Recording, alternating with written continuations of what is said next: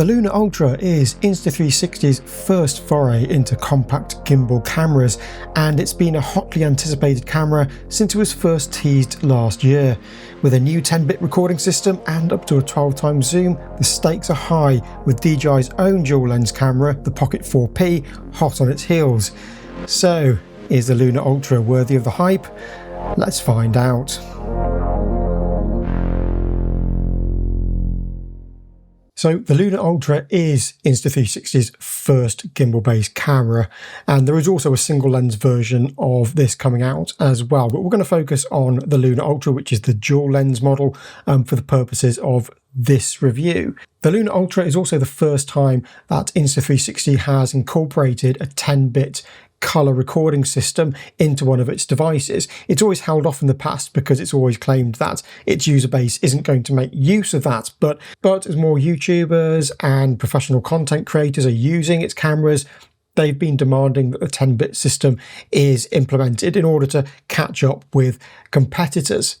Now, I had intended to release this review much earlier, but Insta360 brought forward the embargo date and it kind of caught me out a little bit, and I hadn't finished testing the camera. So I held off publishing this review until I'd taken a look at the release firmware. Most of the reviews that you've seen out there are actually using the pre-release firmware, and there are some quite notable differences between that and the one that's on the release cameras. For example, in the standard color profile, in the release firmware, you can now adjust the sharpness level as well as the contrast and saturation. In the pre-release firmware, that wasn't adjustable, it was fixed, so you had no control over the image in that way. Likewise, with the cine profiles, in the pre-release firmware, you could adjust the intensity of the Leica color profiles, in fact, all of the cine profiles, but on the release firmware, you can only adjust the intensity of the non-Leica profile. So with the Leica profiles, you are now fixed into a set look, and you can't adjust the low, medium and high intensity in those, but you can do with the other film profiles on the camera. Now, just as a quick specs breakdown, the Luna Ultra features effectively two cameras. One of them uses a 1-inch type sensor, and that goes from a 1x zoom to a 2x lossless zoom. So it's cropping in on the 8K sensor. And the same goes for the second lens, but that's a 1/1.3-inch sensor, and that goes from 3x up to 6x zoom. Now, you can go up to a 12x zoom, but that's cropping in even more on the sensor, and you do get a loss of quality. Although how apparent that loss is depends on the subject matter that you're filming. Sometimes I found it looks pretty good, and at other times I found you can really see the difference in quality. So it does depend on what you're shooting, but I'll get to more of that a bit later. You can record 8K up to 30 frames per second, and there's also an open gate mode, which is 1x1, so effectively square. You do lose a little bit of width, but you do gain a lot of height, so you can shoot for different social media outputs in one format, so you can output your 16:9 or your vertical format videos without making the composition look too cramped. Now, slow motion wise, you can go up to 120 frames per second in 4K, and that includes in iLog mode, although when you're using the 120 frames per second mode, you can't use any of the cine profiles, but you can use iLog, as I say, so at least that is a step up from the DJI Pocket 4. Now, speaking of iLog, Insta360 claims that the camera can record up to 14 stop dynamic range. Now, I know many of you have heard that the Pocket 4P is capable of 17 stops. I would take that as a pinch of salt because there must be some extra processing going on there, but we'll soon see when that camera gets fully released, and I will be looking at the 4P when it comes out. Now, there's a detachable control system which has the integrated LCD, and this is a unique feature of the Luna Ultra, and it makes self-shooting so much easier. But again, I'm going to be talking about that as we go through the review. And lastly, there's 47 gigabytes of built-in storage, which is great if you forget your SD card. Now, first impressions of the Luna Ultra are that it is a little bit heavier than other cameras like the Pocket 3. It's not massively so, but the extra weight is noticeable. It's still a very portable camera, obviously, and it's very easy to carry around, and it's a lot lighter than taking a mirrorless camera around with multiple lenses. But it is noticeable how much more weighty it is than the single lens models. I'd imagine that the Pocket 4P is very similar in that regard. Now, because there is that detachable LCD and control system, there are now 2 batteries to charge. So you have one battery in the main camera body itself, and then you have another battery in the control module. So that is something to be aware of when you're charging the camera up. If you want to ensure the longest battery life, you need to make absolutely sure that both of these are charged up, not just the one inside the camera. Now, there's also a little built-in tripod in the bases of the camera that clip on. There's a USB base and there's the battery base. And these are pretty handy, actually, when you need some sort of support in a pinch. You know, you want to just prop the camera up somewhere, or you just want to put it on your desk. That's really handy, and I'm surprised that hasn't been thought of before by other companies. But I have been finding that pretty useful. It's not the most sturdy system, but in an emergency, when you just need some way of stabilizing the camera on a surface, it's a really neat feature to have built into it. The user interface, as per all Insta360 cameras, is really clear. It's really fast and responsive, but they've gone the extra mile with the Lunar Ultra. So when you go into the menus and you go to the different video modes and picture modes, there's a very clear graphic, an animated video in some instances showing you exactly what the mode you're selecting does. So you get really good visual feedback, particularly if you're not that technically minded, and you maybe get a bit muddled up as to what does what. And that's particularly important when it comes to the gimbal modes. So when you're looking at the pan and tilt modes, it shows you graphically exactly what those modes do. There are 2 custom modes just below the LCD, and these can be set up for a few different functions, such as going into selfie mode or activating the zoom functions on the camera. And these buttons can have 2 functions assigned to them. So you have a single press and a double press, which means that you can have 4 functions in total on those custom buttons. And this is a real time saver in many cases, and you know, it's really good to see that. So on the Pocket 4, you only have 1 custom button that can do multiple functions itself, but with the Lunar Ultra, you've got 4 functions in total. Now, the zoom functionality on the Lunar Ultra is one of the things that interested me most about this camera. So as I said earlier, you've got the 1-inch sensor side, which goes up to 2 times zoom, and that's digitally cropping into the 8K sensor. So it's a lossless zoom. You're not really going to see the loss of quality there. And then on the 1/1-inch sensor, that kicks in at a 3 times zoom. So that's giving you an optical 3 times zoom. And then if you use a zoom slider, you can go up to a 6 times zoom. And that again is doing a crop into the 8K sensor. Now, up to 6 times zoom, you're not really losing any quality at all. You wouldn't be able to tell any loss of quality.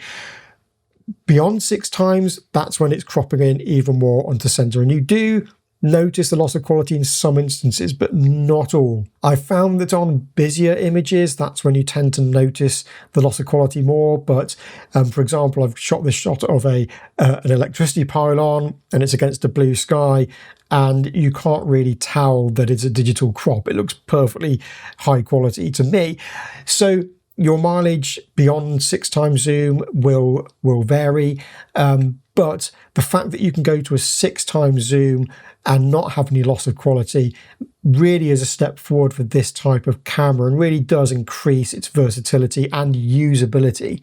Now, you can control zoom in a few different ways. You can use one of the custom buttons, or you can tap on the screen, or you can use the zoom slider. Now, with the zoom slider, you can press it once and it will go to the set zoom length. So for example, 1 times, 2 times, 3 times, and so on.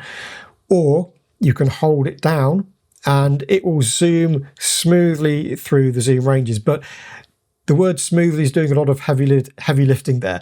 It's not totally smooth. I wouldn't really use this mid-shot. I mean, I wouldn't really use a zoom during a shot anyway. It's very 1990s camcorder. But you can do that if you want to, but as I say, it's not the smoothest motion.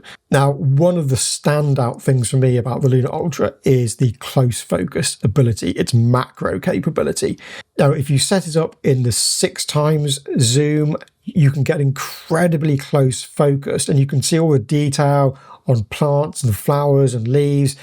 You can get really creative with it. Insta360 recommends using a 7x zoom for the macro, but I find that you have to use that slow zoom functionality by holding down the rocker, and it's very difficult to get precisely a 7x zoom. But I've been using it with the 6x, and I've been getting some incredibly good results with it, and it's a lot of fun as well. But this is where a difference is in the pre-release firmware and the release firmware come in.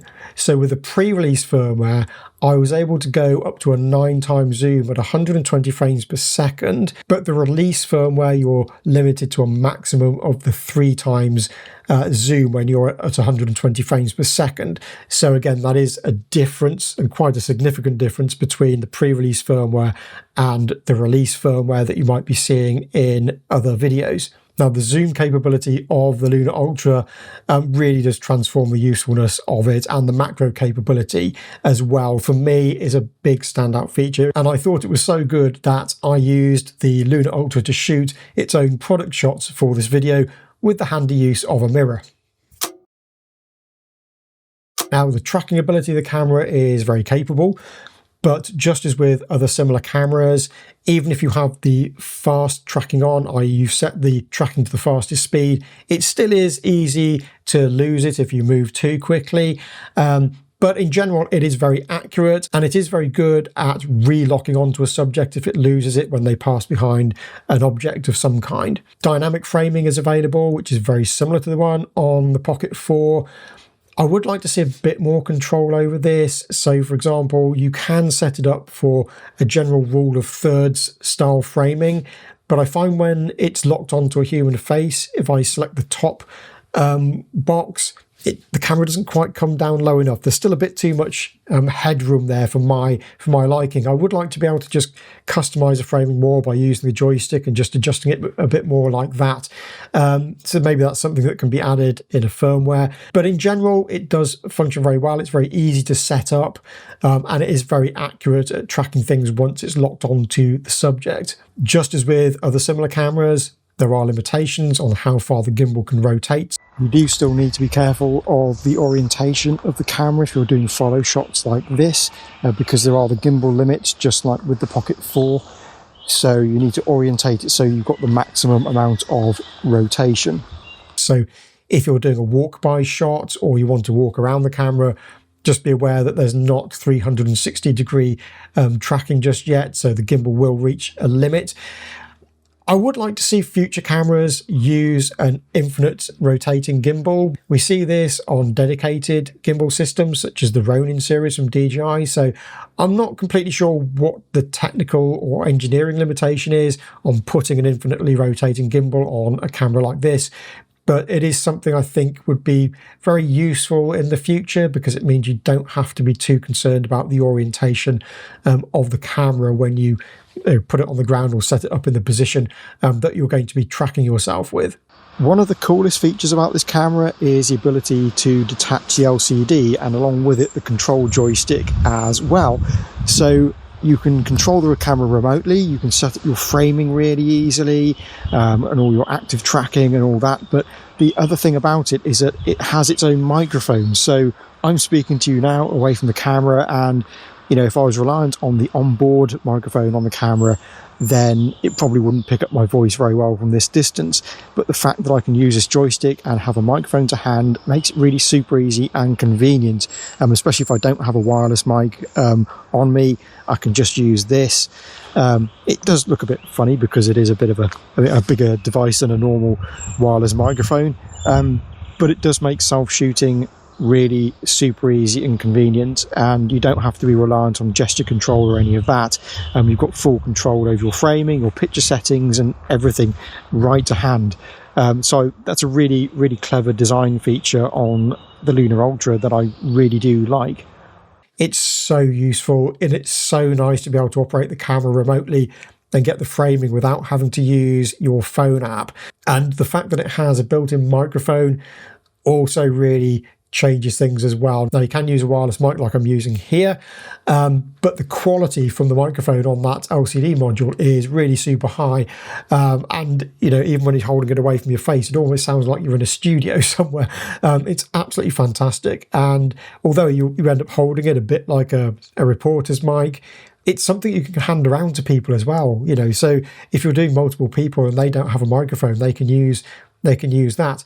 But as I say, it's really convenient to be able to walk away from the camera and set up your framing and set up your tracking remotely without having to rely on the gesture control. This is one of the things with these cameras that I've always found slightly annoying for self-shooting, is that the gesture controls all very well, but it's got to be clear to the camera that's what you're doing. So if you want to step away from the camera and get your framing, it's always been a little bit difficult unless you're using the phone app. So having this functionality built into the camera where you can just detach the LCD and the joystick from the camera is just such a game changer for me in terms of self-shooting. Now, just one thing with the joystick control on this camera, it's not very subtle. You can set up the joystick speed to slow, medium and high, and that's all very, very fine. But it's on or off. There's no sort of, you can't subtly adjust the speed to get, for example, a smooth tilt or panning shot with a smooth end. That's another development that I would like to see on these cameras. I would like to be able to have or control smooth endpoints with pans and tilts done manually. Or at the very least, I'd love to be able to set up a pan and a tilt shot with an ease in and out from the camera itself. So set a beginning point and an end point and tell the camera what speed you want to do the move at, and have it automatically add that easing in and out at the beginning and end of the shot. That would be really useful for getting, you know, general views that aren't just, you know, static, and it would add a bit of professionalism to the look of the shot as well. Now, in slow motion, this might not be the highest spec camera. As I say, it does 120 frames per second in 4K and 240 frames per second in high definition, which compared with, say, the Mission 1 Pro isn't really up there. But 120 frames per second is still pretty slow. You know, if you're using that on a 24p timeline, that is still a very slow motion speed. So, you know, it isn't a slouch. And the fact that you can use iLog with it as well is also, you know, an advantage over some of the current competition. Now, the other thing is that you can still use all the tracking capabilities of the camera when you're in that 120 frames per second mode as well. Something that is very important to point out when it comes to frame rates on the Lunar Ultra is that 24p on the camera is true 24p. It's integer 24p. It's not 23.976p like you have on the majority of other cameras. This is the true cinema 24p frame rate.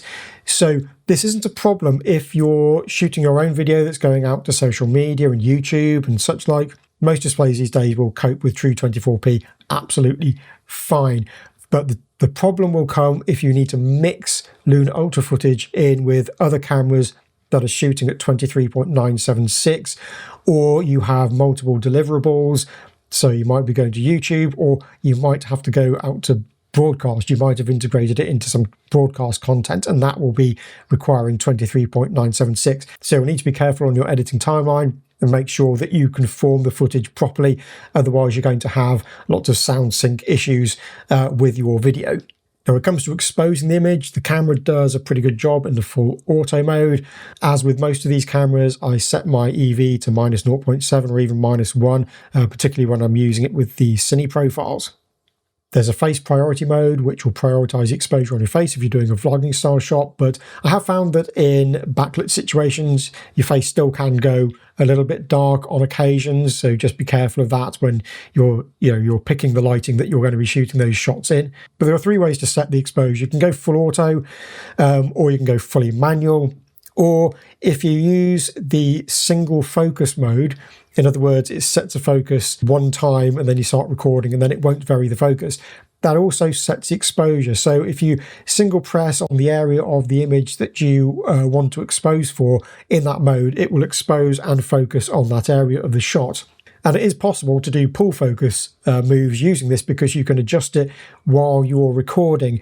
The only trouble is that there's no easing in and out of the pull focus. And again, it would be really nice to be able to set this up and have that option to be able to set a beginning and end point so you can do really smooth pull focus shots with the camera.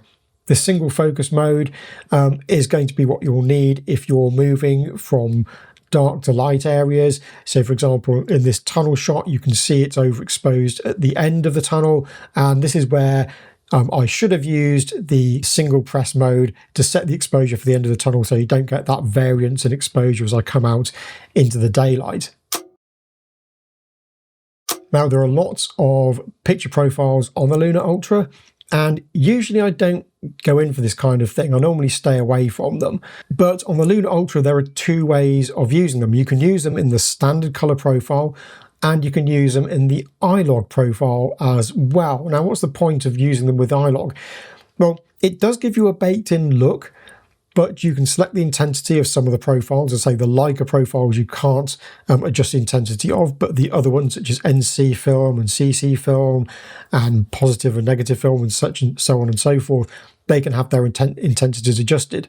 But the main difference between using these profiles in the iLog mode versus a standard color profile mode are that you get less processing, you get less of that tone mapping going on, so the picture looks a lot more natural, the contrast looks a lot more natural. In the standard color profile, when you're using these cine profiles, you can adjust your contrast level, so you can reduce the contrast level, but it's still a bit overly contrasty even when you set those profiles to a lower intensity compared with using them in iLog. Using them with iLog gives them a much more natural look, much preferable. You do lose the general advantage of using iLog in its base form because you are baking in the look. But if you set the intensity to low, then you've got some ability to bring that back in a bit more if you feel it needs it in post, or even dial it back a bit more even further. So using them with iLog is a bit more flexible if you don't want to go through the full grading process and you just want to look straight out of the camera. And I really appreciate that. I've been using them quite a lot, in fact a lot more than I've been using the bog standard base iLog for grading, simply because some of them, depending on the lighting that you're using them in, can look really good, and it saves a lot of time when you get back to editing if you're not going through the full process of grading. Now, audio-wise, the camera has multiple microphones, and it has one prominent microphone with a clip-on wind filter in front of it. And the camera that I had an extra bit of foam that I inserted in the back of that. It already had some foam, but I inserted an extra one in. Audio off the camera is very, very good. And with that wind filter in it, it does a very good job of filtering out wind. I did these tests in some very blustery conditions, and you can hear the quality here. So this is going to be a proper test of the microphone. See how well it's picking me up in a vlogging scenario without the wireless mic. It is very breezy up here. You've got this view out over Southern Bay. It's pretty neat, but hopefully you can actually hear what I'm saying. So if you don't have a wireless microphone with a windshield on it, you can still get some very usable audio off the Lunar Ultra, even in blustery conditions. Now, if you do have the Insta360 Mic Pro, that can be plugged into the back of the camera via the USB. And that means that you will be able to connect up to 4 microphones to it. And that could be really useful if you've got a scenario where you're recording multiple people and each of them have their own microphone. But if you're just using the camera itself and you're not using the Mic Pro receiver via USB, there's a maximum of 2 mics that can connect to the camera at any one time. Now, when you're recording the audio, you can set wind filtering and all that stuff up in the Lunar Ultra audio setup menus, but you can also get the camera to record a separate unprocessed version of the file as well. But if you have the Mic Pro, in addition to that, you can set the Mic Pro up to have a 32-bit float backup recording as well as that. So in fact, you can have 3 different backup recordings or 3 different versions of your audio. Now, just a quick word on battery life and thermal performance. I haven't gone out extensively to do tests on this yet, It hasn't been the best of weather here, so I haven't been able to test it in really hot weather. But I did have the camera running continuously for about 3.5 hours in 4K 24, and it ran continuously for that period. There was no thermal shutdown at all. The camera does get a bit warm, and when I first started doing the test, I did expect it to get quite hot and maybe shut down, but no such thing happened. It kept going right until the battery ended, and I got about 3.5 hours out of it. Insta360 claims a 4-hour life on it, but that's using a more endurance mode on the camera, whereas I had all sorts of stuff turned on. So 3.5 hours is actually pretty good, I would say, especially given that it was continuous and there's no thermal shutdown. But as I say, I haven't tried it in really warm weather. I mean, I imagine if you put it out in the sunshine, it is going to shut down at some point. But for the test that I did here, it was indoors, no airflow, about 20 degrees, and it was absolutely fine.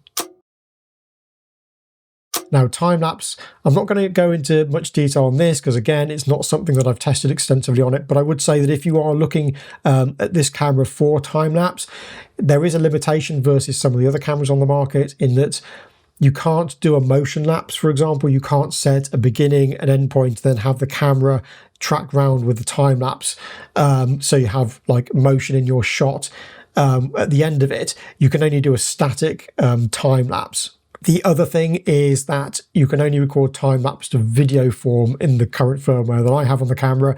You can't do video plus stills or just stills. Now, low light is another area in which there'll be a lot of interest in this camera. From the tests that I have done, the image looks really good. In the pure video mode, whereas it looks really processed on cameras like the Insta360 Ace Pro 2, although Insta360 had made massive improvements to that as the firmware updates came along, the pure video mode on this is really, really nice looking. It doesn't really look too processed at all. In fact, it's quite hard to distinguish it from the other standard modes on the camera. It's that good. There's lots of fine detail there, lots of fine detail in texture and such like, and there isn't any of that kind of harsh over edge enhancement that's going on either. And you have control over that. You can set your sharpness levels in the setup menu. You can't use iLog with the pure video mode though, but testing the camera in the standard video mode, it's still very, very good at low light. In fact, I tested it in the same low light conditions that I tested the pure video in, and although it is slightly darker, it's still a very clean image. Looks very natural, and you can use iLog in that mode as well. So even if you're shooting iLog and you don't use a pure video mode, this camera still performs incredibly well in low light, and it's a very, very clean image as well. But just on that idea of the clean image, it's obviously doing a lot of noise reduction. Unlike other cameras, you have no control over that noise reduction. It's the one thing that they've left out of the picture setup menus, so it can't be adjusted. But from what I see, it does a really nice job of it. It doesn't really interfere with fine detail. You still get texture showing, and it's not producing that over plasticky look to people's faces that you get with some of these like low light modes or over-egged noise reduction. So in general, I've been very impressed. It's a step up from Insta360. When you look at the image, even in the standard mode, there's none of that weird blotchiness going on in people's skin. It looks very natural. But again, particularly in iLog modes, it looks really good. Skin tones are really nicely reproduced. It's just a very nice, smooth image. Now, perhaps when you reduce the sharpness down to low in the standard color profile mode, it can still look a little bit sharp. In iLog, you don't have control over the sharpness. It automatically goes to the lowest setting. And it's still quite a sharp image, but it's not overly digital in its look. It still has a smooth look. It's still got a very pleasing look to it. So I'm really happy at the way that the image is reproduced on the Lunar Ultra. It's definitely, for me, a big step forward for Insta360 in terms of image quality in general. So finally, with the 10-bit recording system, iLog is perfectly usable, and it's really nice to grade. It's very easy to grade, and there is a lot of latitude there to play with. I was very surprised at how nice it was to grade, because iLog on the Ace Pro 2 was pointless. It was 8-bit, but it was very difficult to grade it anyway. This is a different beast altogether. It's, as I say, it's very nice to grade. There's a lot of latitude, and you should be able to get some really nice looks out of it very, very easily. DaVinci Resolve now has iLog built into it, so you can use it within a color managed workflow. Now that's on the gamma side of things. On the color side of things, there's no separate setting for Insta360 iLog. So whether you're using a color managed workflow or you're using a CST within the grading node tree within Resolve, you can select Insta360 as your input gamma when you're doing the color space transform, but your color needs to be set to Rec 2020, not Rec 709. That's an important thing to remember. Otherwise, you'll end up with a very desaturated looking image when you do the color space transform back out to Rec 709 at the end for your deliverable. So to sum up then, the Luna Ultra, I think, is a big step forward for Insta360. There's a little bit of litigation going on now from DJI, so hopefully that will resolve itself. But for the camera itself, I think this is a really well done job by Insta360. I was very surprised at just how good the image quality from it is and how gradable iLog is. The macro ability on it is absolutely insane. And I think all of this put together creates a camera or a device that you can get really creative with. It's really flexible. You're not just limited to that one look, that one lens. You can create a lot of different looks to your shoot. And as I say, I think it's getting ever closer to these sorts of cameras, replacing the need for heavier and bulkier mirrorless cameras for vlogging purposes. So a really well done job by Insta360 here, and I'm looking forward to using it more, and I'm shooting this footage on it right now, so you'll be able to judge. And just as with all of my other camera reviews, I have put some example footage that you can download that's come straight from the camera, so you can evaluate the image quality for yourself and also grade it for yourself as well. So I hope this has been informative for you. If there's anything else you'd like me to cover, just let me know in the comments. I've also got a live Q&A that I did last week, so if you haven't seen that, please do check that out, because I was dealing with real-time questions from potential users about the camera. I have got a lot more tests coming up with the Mission 1 Pro and such like, and with the Luna Ultra. I just was thrown a bit by the embargo being brought forward, so my schedule's been thrown into a bit of disarray. But I will get round to those other tests with the Mission 1 Pro and also the Luna Ultra and the forthcoming Pocket 4P as well. So anyway, if you have enjoyed this and you've got this far, please do like and subscribe, and I'll see you all in the next video.